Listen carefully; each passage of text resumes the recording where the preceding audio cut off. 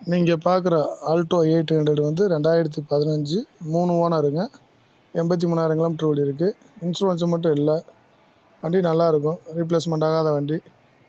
Customer பார்த்தீங்கன்னா 210 கேட்குறாங்க. Very ஃபைனில் ஒரு ₹2 கிடைக்கும், ப்ளஸ் கமிஷன். தேவைப்பட்டால் கூப்பிடுங்க. வண்டி பார்க்க நீங்கள் பார்க்குற ஆல்டோ 800 வந்து 2015 3 ஓனருங்க. 83,000 கிலோமீட்டர் ஓடி இருக்குது. இன்சூரன்ஸு மட்டும் இல்லை. வண்டி நல்லாயிருக்கும், ரீப்ளேஸ்மெண்ட் ஆகாத வண்டி.